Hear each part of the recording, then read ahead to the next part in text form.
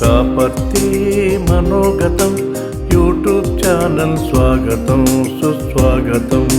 స్వాపర్తి మనోగతం YouTube channel స్వాగతం భారత్ మరియు China లాంటి దేశాలు తమ యొక్క విదేశీ మారక ద్రవ్యాన్ని స్ప్లిట్ చేస్తున్నాయి. ఒకప్పుడు పూర్తిగా డాలర్స్ రూపంలో పెట్టుకునేవి, ఇప్పుడు డాలర్స్కు బదులుగా గోల్డ్ రూపంలోకి మారుస్తున్నాయి, అట్లాగే యూరో రూపంలోకి మారుస్తున్నాయి, అట్లాగే పౌండ్స్ రూపంలోకి మారుస్తున్నాయి, పెద్ద ఎత్తున గోల్డ్ రూపంలో మారుస్తున్నాయి.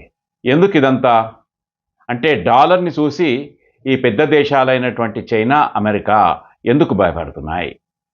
ఆ విషయాలను మీతో డిస్కస్ చేయాలన్న ఉద్దేశంతో మీ ముందుకు రావడం జరిగింది. 1971 నుంచి కూడా డాలర్ ఆధిపత్యం బాగా పెరిగింది. ఎందుకంటే అప్పుడు పెట్రో డాలర్ గల్ఫ్ కంట్రీస్ అన్నీ కూడా పెట్రోల్ని అమ్మాలా అన్ని దేశాలకు ఏమని ఒత్తిడి చేశాయంటే, మాకు మీరు డాలర్స్ ఇస్తేనే మీకు పెట్రోల్ అమ్ముతాము అన్న కండిషన్ మొట్టమొదటి సౌదీ అరేబియా పెట్టింది. తర్వాత ఇతర ముస్లిం కంట్రీస్ పెట్రోలియంని ఎగుమతి చేసే కంట్రీస్ అన్నీ కూడా ఫాలో అవుతున్నాయి. దాంతో తప్పనిసరిగా భారతదేశం లాంటి దేశాలన్నీ కూడా డాలర్స్ని తప్పనిసరిగా సంపాదించాలి. మనకు పెట్రోల్ కావాలంటే డాలర్స్ కావాలి, మేము రూపాయలు ఇస్తామంటే ఈ గల్ఫ్ కంట్రీస్ తీసుకోవు. కాబట్టి తప్పనిసరిగా మనము డాలర్స్, అమెరికాతో వర్తక వ్యాపారాలు చేయాలి, ఎగుమతులు చేయాలి, డాలర్స్ సంపాదించాలి. సరే, ఇదంతా జరిగేసరికి చాలా కాలం పట్టింది భారత్కు. అయితే మన దగ్గర డాలర్స్ సంపాదించిన తర్వాత భారత్, ముఖ్యంగా అంతకంటే ముందు చైనా ఏం చేసేవంటే, తమ సంపాదించిన డాలర్స్ని తమ దగ్గర పెట్టుకోకుండా ట్రెజరీ బాండ్స్ కొనుక్కునేవి. అమెరికా దగ్గర ట్రెజరీ బాండ్స్ కొనుక్కునేవి. ఏంటబ్బా ఈ ట్రెజరీ బాండ్స్ చెప్తా వినండి. అమెరికా ఏం చేసేదంటే, ఎక్కువ విదేశీ మారక ద్రవ్యం ఉన్న దేశాలైనటువంటి ఒకప్పుడు చైనా, జపాన్, ఇప్పుడు భారత్ లాంటి దేశాలకు ఏమని ఆఫర్ ఇచ్చాయంటే, మీ దగ్గర ఉన్న డాలర్స్ మాకు ఇవ్వండి, మేము మీకు బాండ్స్ ఇస్తాము. ఒక రకంగా ఎఫ్డి, ఫిక్స్డ్ డిపాజిట్స్ లాగా, దానికి వడ్డీ కూడా వస్తుంది అని చెప్పేసి ఆకర్షణీయమైన వడ్డీని America banks, America central banks, America government offer చేసింది. దాంతో పొలోమని చైనా లాంటి దేశాలు, జపాన్, భారత్ తమ దగ్గర ఉన్న డాలర్స్ని అమెరికా సెంట్రల్ బ్యాంక్ వద్ద పెట్టి ట్రెజరీ బాండ్స్ ఫిక్స్డ్ డిపాజిట్స్ లాంటివి కొనుక్కున్నాయి. సరే, ఇప్పుడు ఆ ట్రెజరీ బాండ్స్ని అమెరికాకు రిటర్న్ చేస్తున్నాయి. ఎందుకు అని కనుక మనం ఆలోచన చేస్తే చూడండి, కుట్ర ఎట్లా ఉంటుందో. అమెరికా తమ దగ్గర ఉన్న ట్రెజరీ బాండ్స్ని ఏ దేశం కావాలంటే ఆ దేశము ఆ బాండ్స్ రిటర్న్ చేస్తే, సపోజ్ చైనాకి కావాలి డాలర్స్ అనుకున్నప్పుడు, ఆ బాండ్స్ అమెరికా దగ్గర కొనుక్కున్న బాండ్స్ని, ట్రెజరీ బాండ్స్ని అమెరికాకు ఇచ్చేస్తే డాలర్స్ రిటర్న్ చేయాలి. అయితే రష్యా ఉక్రెయిన్ యుద్ధం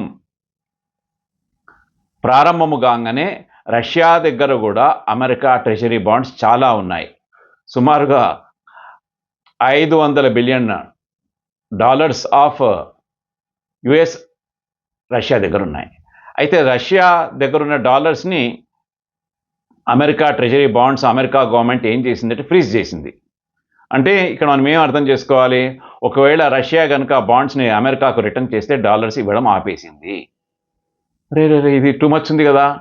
డాలర్స్ కొనుక్కుంది రష్యా అమెరికా దగ్గర బాండ్స్ ఇచ్చి, బాండ్స్ కొనుక్కుంది అమెరికా వద్ద రష్యా డాలర్స్ ఇచ్చి, కానీ క్యాష్ కావాలంటే అమెరికా రిటర్న్ చేయడం లేదు, ఉక్రెయిన్ యుద్ధం సాకు చూపించి. దీంతో చైనా, భారత్ లాంటి దేశాలు ఈరోజు అమెరికాకు జరిగిన ట్రీట్మెంటే మనకు జరిగితే ఎట్లా అని ఆలోచన చేస్తున్నాయి. అందుకనే చైనా, ఇండియా లాంటి పెద్ద ఆర్థిక వ్యవస్థలు గల దేశాలు అమెరికా దగ్గర ఉన్న ట్రెజరీ బాండ్స్ని మెల్లమెల్లగా రిటర్న్ చేసి, ఒక్కసారి చేస్తే గొడవ జరుగుతుంది, అమెరికా ఏమైనా కిరికిరి చేయవచ్చు, ఆపవచ్చు అన్న ఉద్దేశంతో అప్పుడప్పుడు $50 billion, $60 billion treasury bonds America central బ్యాంక్కి రిటర్న్ చేసి డాలర్స్ తెచ్చుకొని వాటిని స్ప్లిట్ చేస్తుంది. అంటే కొంత గోల్డ్ కొనుక్కోవడము, అట్లాగే వేరే కరెన్సీలోకి మార్చుకోవడం చేస్తూ ఉంది. మన భారత్ కూడా సరే సేమ్ చైనా ఎట్లయితే చేస్తుందో భారత్ కూడా అంతే. ఒకప్పుడు మన దగ్గర ఉన్న ఫారెన్ ఎక్స్చేంజ్లో 99%, 95% డాలర్స్ రూపంలో ఉండేవి. సరే, ఈ రష్యా గుణపాఠాన్ని చూసిన తర్వాత భారత్ కూడా మెల్లమెల్లగా అమెరికా దగ్గర కొనుక్కున్నటువంటి ట్రెజరీ బాండ్స్ని రిటర్న్ చేసి డాలర్స్ తెచ్చుకుంటోంది. ఆ డాలర్స్ని మళ్ళా గోల్డ్ రూపంలో మారుస్తూ ఉంది. ఈ ఒక్క సంవత్సరమే భారత్ $50 బిలియన్ బాండ్స్ని, ట్రెజరీ బాండ్స్ని అమెరికాకు ఇచ్చి డాలర్స్ తెచ్చుకుంటుంది. పైగా ఆ అమౌంట్ అంతా కూడా గోల్డ్ కొనుక్కుంటుంది. అంటే డాలర్స్ రూపంలోనే కాకుండా, యూరో రూపంలోనే కాకుండా గోల్డ్ కూడా రూపంలోకి మారుస్తుంది. ఒకప్పుడు మన దగ్గర 6 to 10% మాత్రమే గోల్డ్ రిజర్వ్స్ ఉండేవి ఫారెన్ ఎక్స్చేంజ్లో. ఇప్పుడు దాన్ని మెల్లమెల్లగా $250 బిలియన్ గోల్డ్గా మార్చుకున్నాం. అంటే గోల్డ్ అంటే ఎవరిపైన ఆధారపడనవసరం లేదు. ఏ అమెరికా పైనో ఏ బ్రిటన్ పైనో కాకుండా గోల్డ్కున్న వాల్యూ ఎప్పుడైనా ఎక్కువగానే ఉంటుంది. కాబట్టి డాలర్స్ కాకుండా మనం ఫారెన్ ఎక్స్చేంజ్ని గోల్డ్ రూపంలో మనం మార్చుకుంటున్నాం. అంతేకాకుండా మన దగ్గర ఉన్న గోల్డ్లో 60 to 70% బ్యాంక్ ఆఫ్ ఇంగ్లాండ్, ఇతర యూరోప్ బ్యాంకులలో గోల్డ్ను రిజర్వ్ చేసుకునే వాళ్ళము, దాచిపెట్టుకునే వాళ్ళం. మన ఇంట్లో బంగారు నగలు ఉంటే ఏదో బ్యాంకులో పెట్టుకున్నట్టుగా మన దగ్గర ఉన్న గోల్డ్ని మన పూర్వపు బాస్ అయిన బ్యాంక్ ఆఫ్ ఇంగ్లాండ్లో పెట్టుకునే వాళ్ళం.